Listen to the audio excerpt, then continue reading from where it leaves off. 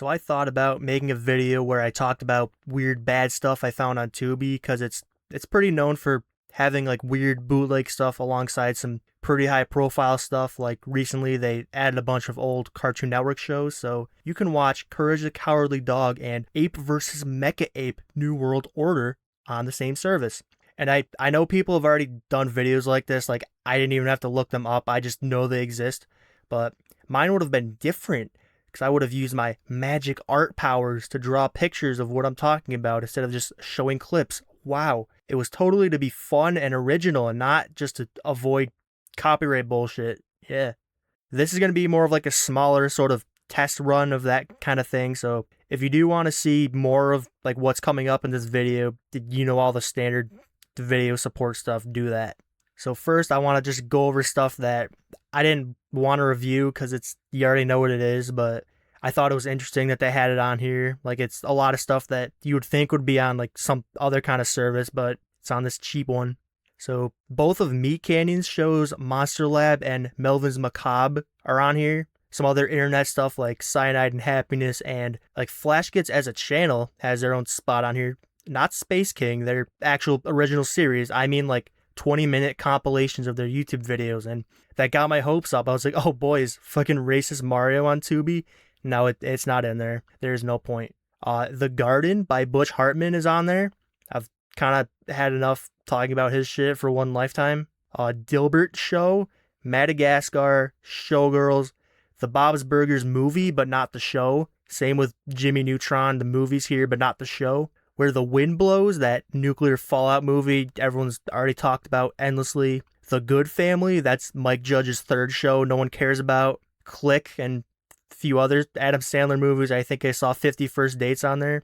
And they have the Mask animated series, so I just figured, oh man, yeah, of course Son of the Mask is on here. That's like the most Tubi-ass movie you could ever dream of. It's not on here. Morbius is on here.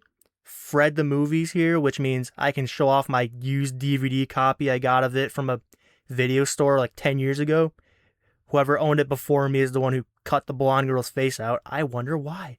I guess we'll never know. A lot of those like cheap Canadian cartoons you see on Cartoon Network in like 2007 to 12 are here, like Almost Naked Animals. And I wasted like an hour just seeing what the hell was on here, so that's enough of this. Now let's actually review something. We'll just pick something short to start out with.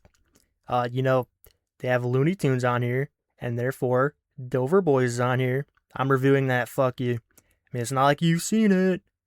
Now, shut up, you haven't seen it, you dirty fucking liar. Alright, Dover Boys is a 1942 short parodying a book from the goddamn 1890s. There's 3 of the titular Dover Boys, Tom, Dick, and Larry.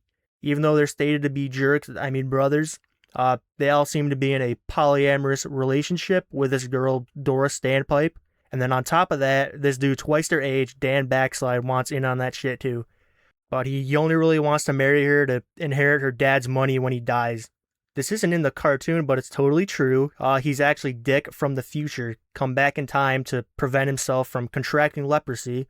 But he got a little sidetracked. He steals a runabout and no one ever knows. I mean, I didn't know he did that for the longest time. Didn't realize till like last week. He kidnaps Dora, but she kicks his ass. Dover Boys find her and they kick each other's ass. Then they all get cucked. The end. Overall, yeah, it's pretty good. I know it's a pretty basic plot, but it's elevated by having sort of the first incarnation of internet shitpost humor. A lot of weird animation stuff that's purposely meant to look stupid for the funny. It's one of the first cartoons to do smear frames like this. You know this? Like, if you've ever seen like these stuff like that, but not as shitty looking as how I drew it, that's a smear frame. And this short is what popularized it. People in the 40s weren't really ready for it. They were like, oh, God. But people in the 21st century were ready for it. So they were like, look at this. Whoa. So it's famous now, and you already knew all that shit, so this is for nothing. Great. Bye. Yeah, alright. That's good enough. Alright, I'm gonna try this again, but with actually reviewing movies this time. And I'm good at movies, I'll have you know. I know the bestest movies in the West that you need to see. First off, we're talking about Master of Disguise. Master of Disguise was produced by Happy Madison Productions, apparently. I think that's something I should have just assumed when I first heard about this, because it makes perfect sense. Follows Pistachio Disguise. I already regret this. His bloodline inherently has the ability to perfectly impersonate anybody. That's what the Master of Disguise 2002 is. Is that an Italian accent? Because they're supposed to be Italian. I don't think that was. But instead of being the Master of Disguise 2002, he works with his parents in their Italian restaurant, and his dad's all like, "There'll be no Master of Disguise 2002ing for you, my darling boy. Only pastaing." But the parents are kidnapped by a villain guy. I already forgot his name, and I finished watching this like 5 minutes ago as of writing the script. He makes the dad use his disguise powers to steal important stuff like the Constitution. It's just an excuse for celebrity cameos because he can impersonate them. Some of them include Magic Johnson and Jesse Ventura. Yeah. So it's up to Pistachio to learn how to be a master of disguise from his grandpa and go save his parents and all the like historical stuff they're stealing, but mostly his parents. This isn't the worst thing ever. It's just kind of boring. This kind of movie rides or dies on how funny it is, and I didn't think this was that funny. Pistachio himself gets pretty annoying at parts. Like a lot of the chase and fight scenes get ruined because the whole time he's just going, "Oh no, oh no." He's not as charming as they want him to be because he kind of looks like Tom Green and Andy Dick combined, and you don't want to look like Tom Green and Andy Dick combined. But at the very least, I think the movie's self-aware. No one really has any patience for his bullshit, and that's the highlight of the movie. Everyone knows all the shit with the Turtle Club and how he had to watch the Twin Towers fall down in that costume. The real best part of that is how everyone's response to that bit is just, is that guy okay? His love interest is the most generic 90s to early 2000s woman you could possibly conceive of, but I don't care. I would absolutely hold her hand on the swing set while we discuss our hopes for the future. Climax involves a black market auction, and Kenan Thompson is there just watching the live stream of it in his mansion. That's something he does. The dog skateboards, does brownface, or the Dana Carvey's character does brownface, not the dog. Very cool. The post-credits scene is him chasing bald Mario down the street. I got this ad while watching it that had Ryan Reynolds, and they did his hair like this. Masters of Disguise, not quite turtly enough for the Turtle Club, I'm sorry. 5 out of 10. Not 4. 4 feels too harsh, but 5 feels too nice. What am I supposed to do? The fuck? You can do that? Since when? I saw a movie on there called Ratpocalypse, and how can I say no to that title? And after watching it, oh,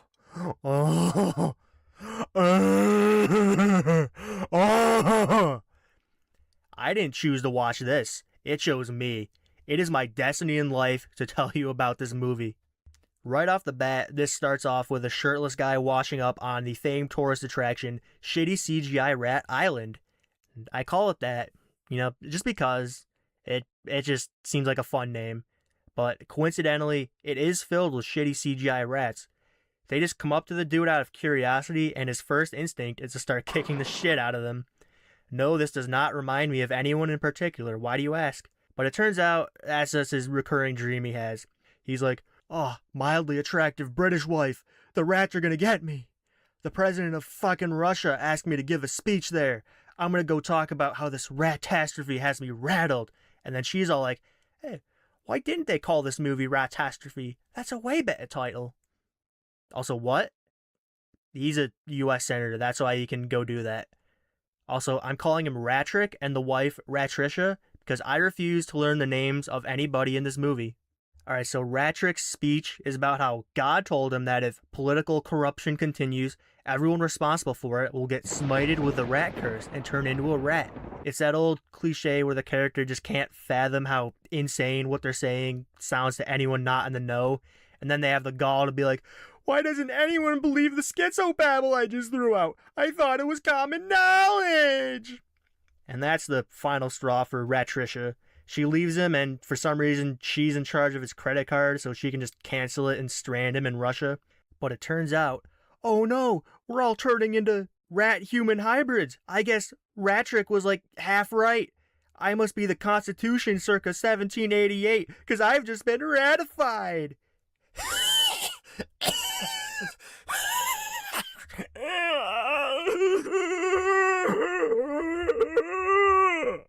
So the point of all that is that I thought that joke was really funny. And for some reason, everyone's consensus across the whole world is that Ratrick's the one who did this with his rat dark magic. I guess because his name's Ratrick, they're all like, we should have guessed he'd do this at some point. So there's a bounty on him, and he has to team up with these two Russian girls that want to fuck him, Rattly and Ratsputin, to stop the Ratastrophe from gratuitously ratifying everyone trapped in the rat race. I'm not going to stop making those puns, even if I get ratted out for all the rat sacking and wire fraud I've committed. This is who I am, and I'll only stop if I'm fed rat poison, because, I die if I drink that. It's poison. That's kind of what it does. I'm not sure if this movie would be a good ironic watch for anyone, or if it's, for me, it's just the only place brain rot where I think rats are inherently funny that carried it. It does have like funnily bad effects for all the rat stuff. It reminds me a lot of like the animated stuff in the Nostalgia Critic wall review. Remember that? And there's just the ridiculous factor of all of it. But it gets annoying because it seems like the movie itself isn't sure if Ratrick actually did curse everyone with his rat magic, or if there is a rat god doing it. At least that's how they write it. Like, one second they'll have him accept blame for the world falling apart, even though all he did was just warn people it would happen. They introduce like 50 characters, all with their own subplots. A lot of them are interchangeable with each other, and they don't really know how to balance any of it. So you'll go like 20 minutes without ever seeing Ratricia or the president character. Others will just completely disappear with no proper send-off. They're just forgotten. Like, Ratsputin is like the third main character, and she leaves. So does the president again. And I think this might get a little too heavy for a movie called Ratastrophe. I mean, it should have gone without saying that I'm going to spoil all the movies I'm talking about to some extent, and you should go watch them on your own if you care. But two different rat people, cannot stress enough, rat people, kill themselves over this whole shit, and the third human girl also tries to, but they're able to stop her. And it's over the goddamn Ratastrophe. It might lose its impact after that point, but what do I know? And there's also two back-to-back parts where characters almost get sexually assaulted. That's in here. It seems like they want to be like sincere, but a lot of these like emotional beats and their whole political messaging they want to throw in, it ends up just adding to all the insanity because of what this is. You might find that tasteless. You might find it like morbidly funny, depending on who you are. I don't know. But you at least need to see the ending. That is insane. I don't want to spoil too much of it, but it genuinely feels like they had to just stop everything because they were running out of budget. And with this movie, that is genuinely plausible. I think there's like an 80% chance that's what happened. I'm giving Ratastrophe a 3-headed rat king out of 10. I typed Ratrick and Ratastrophe so much in my script that my phone now includes those as actual words in the autofill. Alright, that was a lot of Ratastrophe talk, so let's end on something shorter. Mario Super Show's on here. Let's talk about Mama Luigi. I'm pulling this shit again. It's just an origin story about how Luigi found Yoshi as a baby, how he helped him defeat Bowser and save Princess Peachstool. That's all there really is to the plot, but like when I talked about Dover Boys in the first video, every other line in here got turned into a meme, which you probably know already. What's something new we can say about this? You know what?